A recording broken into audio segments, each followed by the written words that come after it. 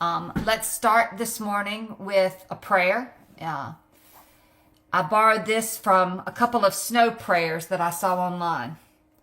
And dear Lord, who controls the wind and waves and manages the storehouses of snow, thank you for this snow day.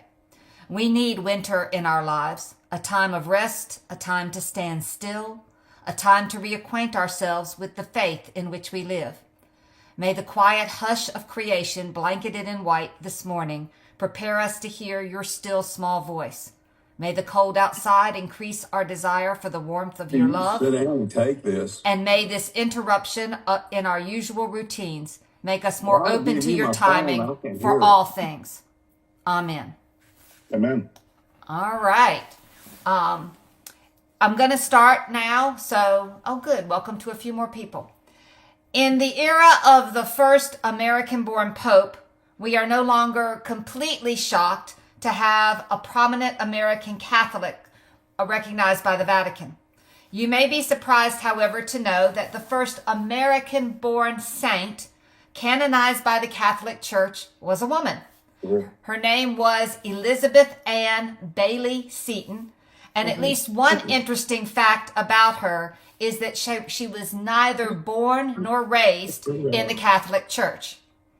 Another is that she was married and that she was the mother of 5 children before she became a nun. I can imagine, or at least I hope I can imagine, that you're asking, how did a married mother become a Catholic nun, much less a saint? And that's my good hook for this morning. But to understand her life, we need to stop a minute and consider just a little bit about the history of Catholicism in America. We know that in our own time that the Christian population of this country is overwhelmingly Protestant. And that has always been the case throughout history. It shouldn't surprise you given what we've studied so far in this series. We found that early colonies were thriving Puritan Protestant communities, and they were drivers of the early settlement. We've learned that preachers of the First Great Awakening, which was a thoroughly Protestant phenomenon, were heard by the vast majority of the population in the 18th century. But when we are thinking about numbers in our own era, we also need to be aware that no single Protestant denominational group in America is larger than Roman Catholics. They don't even come close. So Catholics represent about 20 to 22% of U.S. adults overall in our population today. Among Protestants, the Southern Baptist Convention is the largest denominational group. And if you put Catholic adults somewhere between somewhere around 55 million, and you put Southern Baptists at about 12 million, you can see there's a big gap there. All right. So I can add in a bit of information to help us explain and understand those numbers. We owe this Catholic presence to a significant immigration influx in the 19th and 20th centuries, especially among Irish and Italian families. But how did we get from a rather scant Catholic population in the colonial period to that big Catholic migration? Well, I just want to give you a couple of quick broad strokes.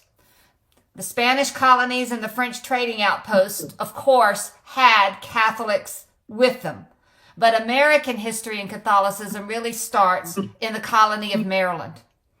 In 1632, King Charles I granted the Charter of the Province of Maryland, which was named in honor of Queen Henrietta Maria, his wife, to George Calvert. And George Calvert was the first Baron Baltimore.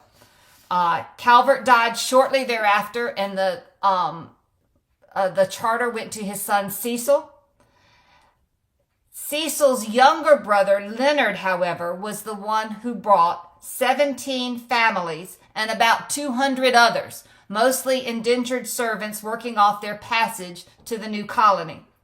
They left England in late November of 1633 and arrived at St. Clement's Island in the Potomac River in late March of 1634. So it was a long voyage. Father Andrew White, a Jesuit priest, said the first Mass. They didn't have an easy history in Maryland. There was a revolt against the colonial government, for instance, that started in 1650 and lasted 8 years at a Puritan outpost called Providence. If you know any of the history of that region, that's Annapolis now. During that time, all the original Catholic churches in the southern part of the colony were burned by rioting mobs. But over time, people figured it out. In fact, the seat of government would actually move to Annapolis eventually because they needed it to be a little bit more north than it was in its original St. Mary's city. 100 years later, by the time of the Revolution, and by the time the Revolution was over and Washington had served his first term, they did a census. And that census in 1790 showed that there were 3.9 million people in America, and 30,000 of them were Catholic. That's about 0.75%. So it was good growth for a small colony, but it was still just a minute part of the American population. I will add that the first Catholic diocese was in the town of Baltimore, and it was established in 1789. There's an interesting sort of little bit to this. It covered everything in this new country, from the Mississippi up to the Canadian border and down to the border with Florida. And one bishop, John Carroll, who was the first bishop, was responsible for all 30,000 Catholics with 35 priests. That's not a sustainable balance. So he had a problem, and that's going to lead us back to Elizabeth Seton, but I need to tell you her story first. So I'm going to go back to her story before I weave all this together. To understand her contribution to Catholicism, we'll start with her birth. Elizabeth Ann Bailey was the second child born to a wealthy Episcopalian family in New York City on August 28, 1774. She had one sister named Mary, who was 6 years older. Within the family, they called her Betsy. Her father was a prominent surgeon. He was the chief health officer of the Port of New York, and he would eventually become the first anatomy professor at Columbia. Her mother's name was Catherine Charlton. Both families had early roots in colonial New York. Her paternal grandparents were French Huguenots, and Huguenots are another one of those Calvinist Protestant reforming communities, but they immigrated because of persecution in France. Her maternal grandmother was also a Huguenot, and her maternal grandfather was English, but he was a pastor at St. Andrew's Episcopal Church. Her early life, however, was a roller coaster. Her mother died in 1777.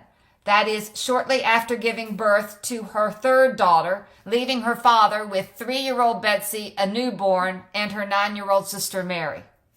The youngest child died before the age of 2. By the time that baby had died, it shouldn't surprise you that her father had remarried because he didn't know how to handle having this young family of girls. He would marry a young woman and go on to have 5 children with her. His wife's name was Charlotte. And you'd think that that sounds like a happy marriage, but it was not. He was gone a lot studying in London to learn more about medicine. And she was a person who was just unable to find happiness or balance in her life. And their marriage would end in separation. And both Betsy and her sister were rejected by their stepmother. So as a result of all this turmoil, Betsy was a sensitive and rather melancholic child. She, even after her sister had left and gotten married, contemplated suicide. She thought she was looking at a bottle of laudanum and thought, I can end this right here. She ultimately, however, found some good relationship with her father through academics. She would write out longhand academic texts and they would discuss them, and she found that to be some of the happiest times of her life. She was also a rather beautiful young woman, and she met a young man, William McGee Seton, a merchant who worked with his father in the family business. They fell in love and married when she was 19. He called her Eliza, or darling wife, and she thought of him as my beautiful treasure. One might then expect, okay, she's building a life, she's a wife, she's going to be happy, and she was for a while. She started having children and settled into her life on the lower tip of Manhattan. Her primary occupation, of course, was household matters and children, because she was going to have 5 of them. But they also did attend Trinity Episcopal Church. Now, I want to say something about this. It's not that she wasn't spiritual, but she was very much spiritual in the manner of her time and social station. That is, you were expected to go to church, and you were expected not really to discuss it widely with anybody. And that was about the extent of things. Her charity work, which was also expected of a woman in her position, was mostly through an organization called the Society for the Relief of Poor Widows with Small Children. It was a non-denominational society run solely by women, for women, to do just what it said. When women found themselves in difficult circumstances, they could appeal to this society for aid. And she got a real lesson in that process, because women would actually apply to them, and they would interview them, and they would go in and see the family's circumstance and try to address the specific things that family needed. So it wasn't like broad scale charity. It was, what can we do for this specific family in this circumstance? The life she and William were building, however, would find itself in danger pretty quickly.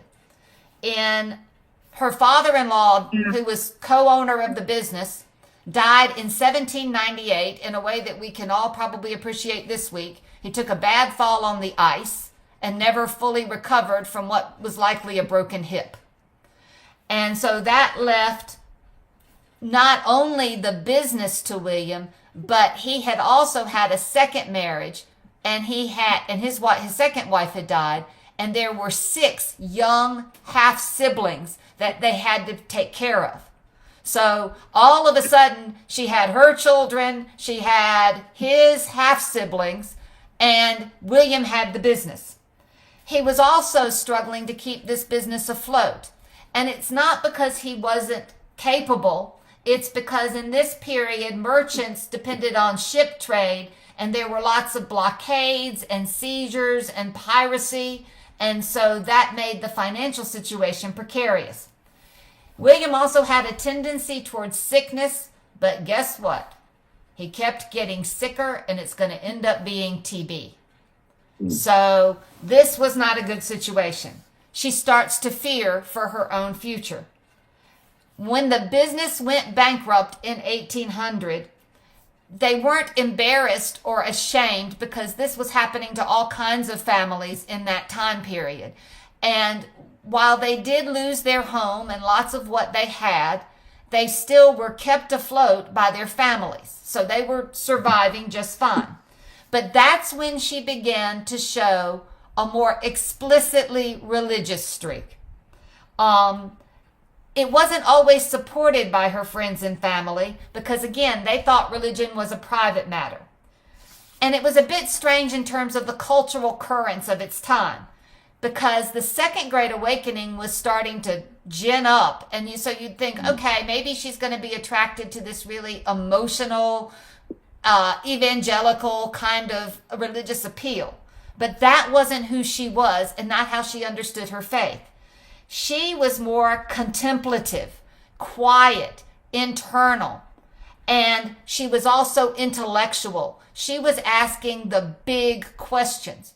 So where she really found support was in friendships she made with the clergy, who could give her Christian authors to read and engage her on those matters.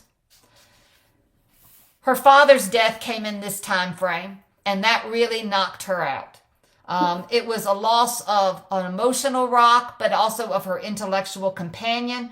Even though he didn't have any interest in religion at all, he was really a scientist. But unfortunately, he had also neglected to change his will. So all of his money went to the estranged wife, and nothing was left for the struggling Seton family. but they were still making their way. By 1803, William's health was such that they thought, as people did at that time, if he could just get in a warmer climate, he would do better. So they took off to spend time in Italy with friends, with their oldest daughter, who was 8, leaving 4 children behind with relatives. When they arrived in the port in Italy after a good sail, they were isolated by the Italian authorities because there was a fear of yellow fever, which New York had been having every summer. The 25-day quarantine was in a cold and dank place, and William suffered enormously, as did their daughter, whose health also took a big decline. It was a very dark time for Elizabeth as she began to come to terms with the inevitable. Her daughter recovered, and even though William got out of quarantine, he died a week later, leaving her a widow. She and Anna stayed on with their family friends in this difficult time, did some traveling in the country, and went to see many famous sights. But it was while she was staying in her friend's village that she went to church with them one day. And she heard the Latin Mass. She found it fascinating.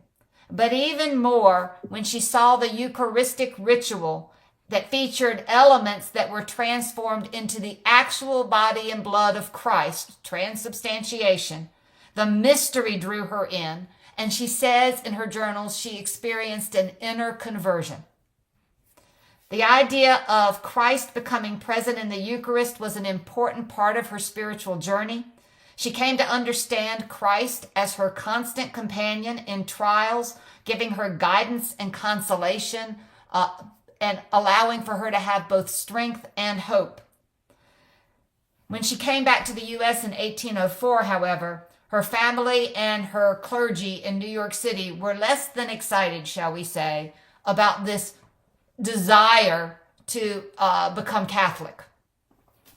Even though religious freedom was more accepted in the time, there were a lot of lingering prejudices about Catholics. The loyalty oaths that people had to swear were going away. But in New York at that time, you still could not hold public office if you were Catholic. How Elizabeth handled it all was pretty intriguing. There was no shortage of family drama. She had had a profound influence, particularly on the girls among William's half-siblings. So they start converting secretly. And then it gets out that one of them is converted and the whole family is in an uproar. The Setons did not like this. They did everything they could do to isolate Elizabeth. They started withdrawing their financial support from her. Her clergymen were meeting with her and giving her a lot of arguments about why Episcopalian ways of thinking were better than Catholic. And she was feeling herself very torn. What I really like here is how she starts coming into her own. She recognized that there were influential friends in Italy that had shaped her Catholicism. There were influential clergy that were pulling her back towards being Episcopal. But she said, I need space to figure this out on my own. That was not easy to find because as this financial support was withdrawing from her, she also had to figure out a way to support her family. Now, for a widow of her social standing in that time, there were basically 2 choices. You could either remarry, and nobody, it's like, so who's she going to marry? Is she going to marry an Episcopalian or is she going to marry a Catholic? But she wasn't really interested in getting remarried. And so the second thing was you would teach. You would teach the children of wealthy people for a price, and this is how you would support yourself in society. But nobody wanted her to be the teacher of their children because they didn't want her influencing them and making them Catholic. So she was struggling to support herself. She still decides she's going to become Catholic and is confirmed in the Catholic Church in 1805. Now, what gets interesting is this, at this point, is that as she comes to terms with the fact that she's not going to be able to happily support herself and her family situation is bad, she says, okay, then what I'm going to do is move. And she starts trying to hatch a plan. Yeah, I don't need it. Lewis, we need you to mute. And so she starts hatching a plan to go to Montreal. That's a French-speaking place. She was fluent in French. She thought, there's Catholics there. It's going to be much, much easier. And so that's where she wanted to go. At that time, however, a visiting priest in her parish from Maryland named, now catch this name, Father Louis Guillaume Valentin Dubourg. Fortunately, he just went by William in America. So Father William came. Now, he's an interesting figure all by himself, and you could do a whole lesson on him. But all I'm going to say is he was a French emigre who was part of a community called the Sepulchian Fathers. Now, I imagine nobody here, even if you were Catholic, has heard of the Sepulchian Fathers. But I want to give you just a quick moment of why they're important. The Society of Saint Sulpice in France was founded in 1641 in Paris to train seminarians to the Roman Catholic priesthood. So what had happened, I'm going back to Maryland now, Bishop Carroll, because he only had 35 priests in the whole of the diocese of the United States now, had sent for help to this society in 1791. And they had sent over support, including some seminarians who started class that October. And by 1805, they had built a school, St. Mary's, that was chartered as a civil university in Maryland. But Father William wanted to think bigger. He wanted a Catholic school to help grow young Catholics, and Elizabeth Seton needed to teach, so he thought they were a perfect fit. And what they did was they set about recruiting her to move to Maryland. To get her to go, they had to make some guarantees. She had 2 sons. They had first enrolled them in Georgetown College, and then eventually, St. Mary's was a little superior at that time, agreed to move them to St. Mary's and support their education. And they let her bring all of her daughters with her. She started working at a boarding school next to St. Mary's Chapel. It wasn't incredibly successful. She started with 2 students her first year and ended with 10. But at that time helped Elizabeth figure out her own vocational calling. And she realized that what she was being called to do was to form a religious community. A new settlement was to be financed by a man named Samuel Cooper, who was a Catholic convert in a place called Emmitsburg, Maryland. Emmitsburg sits right up near the border in Pennsylvania. And it's, if you want to get a reference point, it's about 10 miles south of Gettysburg, Pennsylvania. So that's sort of the region where it is. She moved there with her girls to live out that calling. It was there she took vows and started a community that came to be known as the Sisters of Charity. Her group was the first congregation of religious sisters in the United States. She became known as Mother Seton. And to guide that community, as you know, religious orders have rules. She adopted and adapted a rule from a group in France called the Daughters of Charity, which had started in 1633. So they vowed chastity, obedience, poverty, and they were going to work with the poor. Now in France, they had done things like start soup kitchens, organized hospitals, helped orphan children, worked in prisons. They were going to do things like that in the U.S., but mostly what Elizabeth was interested in was education. On the 22nd of February, 1810, the Sisters of Charity opened St. Joseph's Boarding Academy, which is important because it was a school that could bring in money. It was for the daughters of wealthy families all over the East Coast. But they also added something else. It was a free day school for the poor children in the region, poor girls. I should note, black girls were not allowed to enroll, but they still were allowed to attend and were taught skills by the sisters. So what's the big deal here, you say? She starts a school. It was the model and the foundation upon which the Catholic parochial system was built. Now, I need you to know that Catholic schools existed long before Mother Seton came onto the scene. In Europe, churches had run parish, cathedral, and monastic schools since the Middle Ages. And they were typically tied to a town or to a religious order and designed to educate more elite in the population. That's kind of like what their boarding school was doing.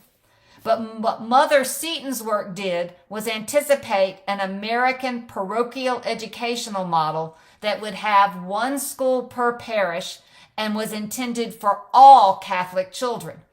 She saw the value and need for mass education rather than just education for the elites. Moreover, her vision of education was holistic. She thought they should nurture both mind and soul. So academic instruction was interlaced with moral and spiritual formation. And because it combined the academic and religious, what that would go on to do for Catholics in this country was serve the church as it pulled in some of the middle and lower classes as they immigrated and moved up in America. So we need to understand what that vision grew into. By the mid-20th century, the U.S. is going to have one of the largest private school systems in the world amongst Catholics, and it was educating millions of children every year. Early on in Catholicism, that education was free. Even into the 20th century, it was for a nominal fee. The tuition-based system is more of a recent development within Catholic education. But we should also realize that it changed the course of Catholicism in America by managing a couple of things. It started helping preserve cultural and religious identity amongst immigrant communities coming to America, which contributed to the rich fabric of who we are as a nation.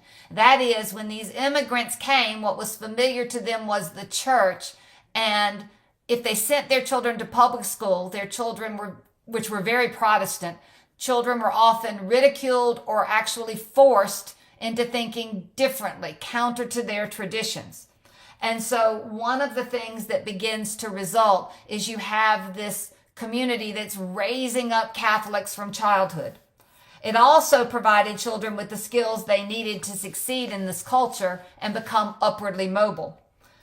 You may know that we still see today a number of leading Americans who were products of that system. So when I was thinking about examples, I thought I should tell you that 6 of our 9 current Supreme Court justices, Justices Roberts, Alito, Sotomayor, Coney Barrett, and Kavanaugh, all were educated in the Catholic parochial system.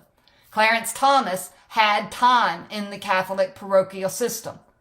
Our 46th president, Joe Biden, was a product of the Catholic system. So was Nancy Pelosi, former Speaker of the House. You might also see it as a model for much of what private education in the U.S. is doing today, with its emphasis on moral formation. So Mother Seton's community went on to start various chapters and branches out in the United States. One of the most prominent was back in her hometown of New York. And so that was spreading out. She herself, however, died young. After several years of declining health, she died in 1821 at the age of 46 of, guess what? Tuberculosis. So by that time, she had lost not only her husband to that disease, but also 2 of her daughters.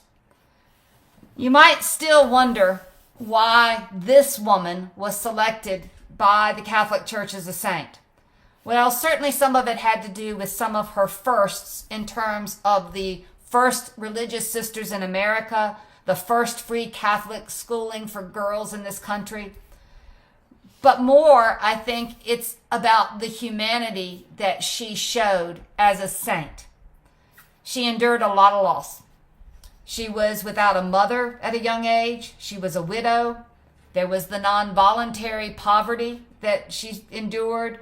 More illnesses in her life than I could describe. There's a biography of her that just goes on and on and on about all the friends she lost to various diseases horribly young ages, and the deaths of her two children. So she was fully human in that regard, and that made her very relatable to most people. She wasn't some cloistered nun off, never having lived a life. She'd lived a life most people could think of as familiar.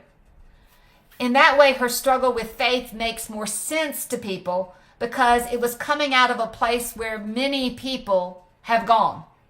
And it's what she did with it that proved to be an example. For instance, she made a choice with her eyes absolutely wide open to convert to Catholicism, even though she knew she lived in a culture that was hostile to it, even though she knew it would cost her her family and her friends. She knew it would mean tremendous things for her social standing, and she knew it would impact her financial security and that of her children. And yet she still made that decision. Even more, she devoted herself to service, education, and charity, especially for the poor, thereby demonstrating what a life of faith is supposed to be, which is what saintliness is supposed to do. And a lot of people will say she showed what was possible in Catholicism within the life of a very ordinary American. But I think maybe Mother Seton sums it up best in her own words. She says, "Do I realize it?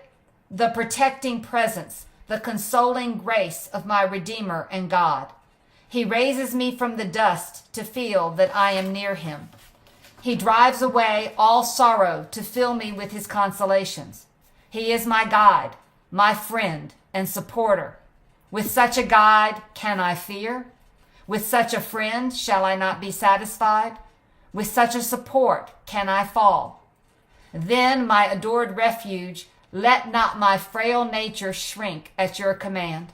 Rather let me say, Lord, here I am, the creature of your will, rejoicing that you will lead, thankful that you will choose for me. Only continue to grant me your soul-cheering presence, and in life or in death, let me be your own." So that's your first American-born Catholic saint, Elizabeth Ann Bailey Seton, or Mother Seton. Anybody got questions about her? Sandie, Yeah. I was wondering, would you say that one of the attractions to making her a saint is that she was a main motivator behind the parish system in the United States? Oh, yeah.